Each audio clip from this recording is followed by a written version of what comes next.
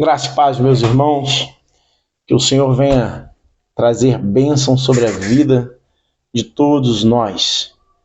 Estamos aqui hoje no 34º dia, faltando 6 dias para finalizar os 40 dias, buscando de Deus ou do Espírito Santo uma parceria real, ativada, voltada para o Santo Deus, voltada para realizar o projeto de Deus, voltada para realizar aquilo que Deus tem por nossa vida.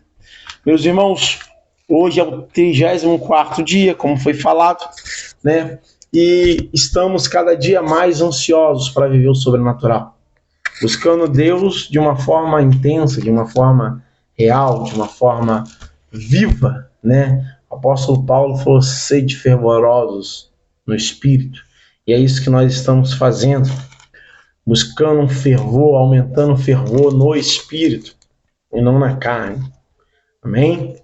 Então, no 33º dia, nós falamos que muitas vezes a necessidade que nós temos uma necessidade, e muitas vezes essa necessidade ela não vai ser suprida, né, para que o projeto seja suprido.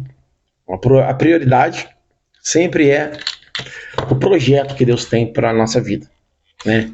Lembramos de Oséias, que ele casou com uma mulher da vida. Lembramos de Isaías, que andou 3 anos nu.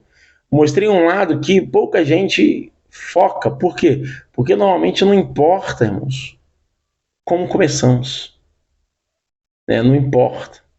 O que importa é o que deixamos como legado, né? Nós chegamos ao mundo através do nascimento, chegamos ao mundo nu, chegamos ao mundo sem saber escrever, sem saber falar, sem saber andar, conhecendo tudo aos poucos. E depois de um tempo nós crescemos, aprendemos a andar, aprendemos a falar, estamos ainda debaixo da cobertura dos nossos pais.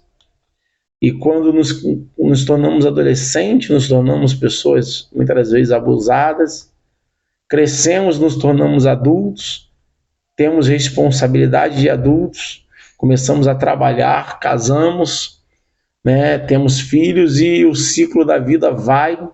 E quando morre, ninguém vai lembrar do dia do seu nascimento. Ninguém vai lembrar, talvez, da trajetória da sua vida. As pessoas vão lembrar do que você deixou de legado, como lembrança, né? Quando as pessoas vão lembrar de você, elas não vão lembrar o que você fez, e sim qual foi o legado que você deixou. No meio, as pessoas não vão focar no que aconteceu no meio do caminho, e sim quem foi aquilo que você deixou, qual foi a experiência, qual é o presente que você deixou para essa sociedade. E é sobre isso que eu venho falar hoje. Não importa o início do seu ministério, o que importa é como vai terminar esse ministério.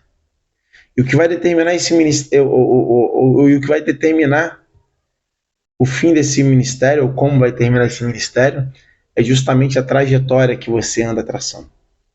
Nós lembramos em Atos 8,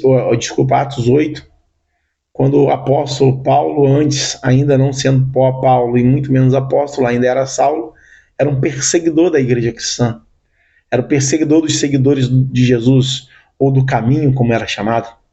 Até que em Atos capítulo 8 ele teve um encontro com o próprio Jesus, e Jesus perguntou: Saulo, Saulo, por que tu me persegues? Ele fala: quem és tu, Senhor? Eu sou aqueles a quem tu persegues. E Saulo ficou cego, e ali começou a trajetória diferente da vida dele, o início de um ministério. E no início as pessoas ficaram meio com medo, né? Temos a história de Ananias, que falou: não, Senhor, esse aí não é aquele que tem perseguido o seu povo. E Deus falou para ele: esse é para mim um vaso escolhido para sofrer pelo meu evangelho e levar para os gentios a palavra.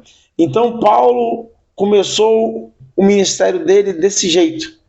E durante a trajetória do ministério dele, ele foi mudando a mente dele, foi mudando o pensamento dele, foi trazendo novidade de vida e foi trazendo vida para a vida de outras pessoas.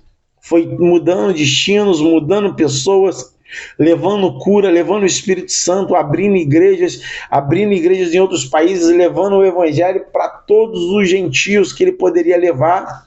Foi preso por amor ao evangelho, sofreu por amor ao evangelho, né? E no final ele fala para Timóteo: Timóteo, já estou despojado como vinho sobre o altar.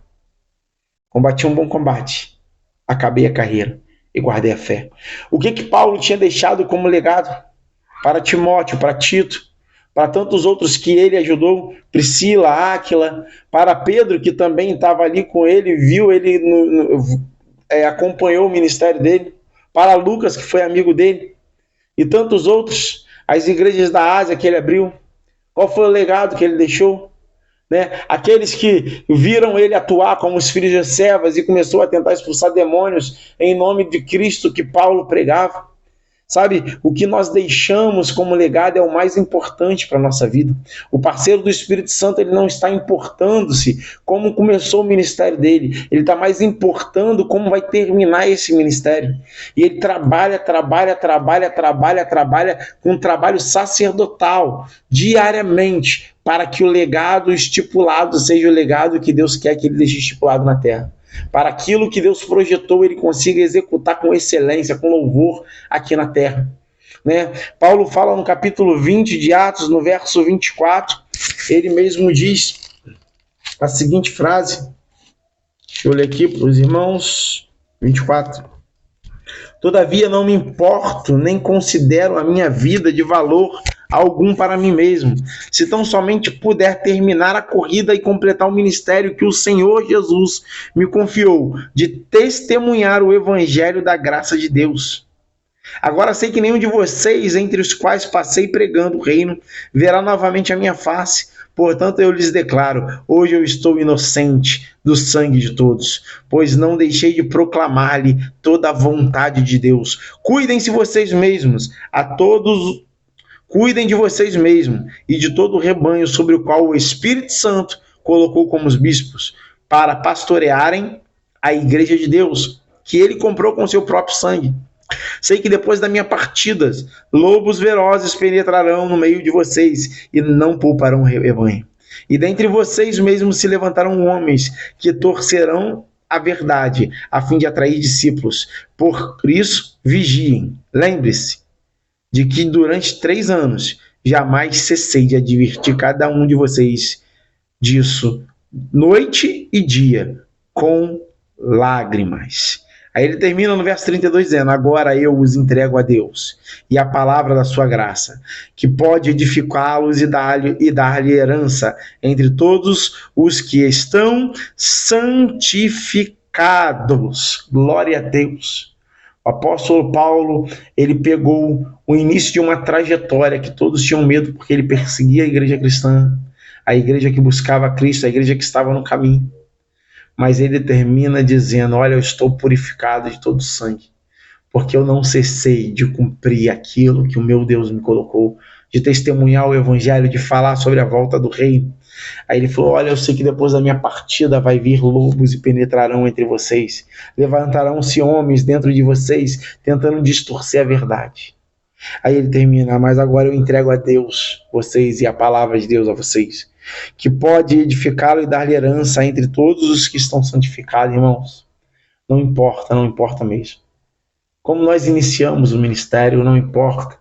A gente começa como um bebê no ministério, imaturo, fazendo muitas das vezes coisas erradas, fazendo muitas das vezes tudo fora do preceito do Senhor.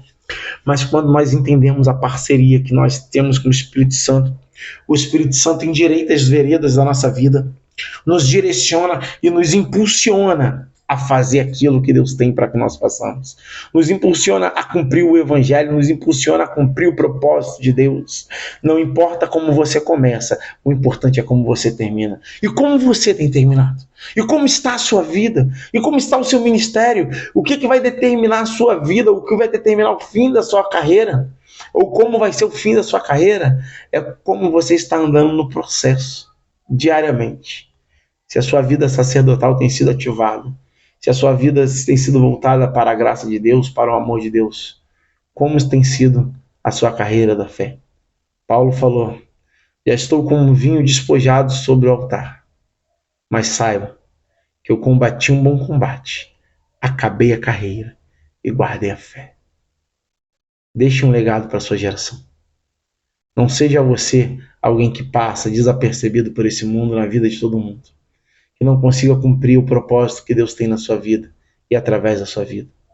Shalom, que Deus te dê paz, que Deus te impulsione a viver aquilo que Ele projetou para a sua vida, em nome de Jesus.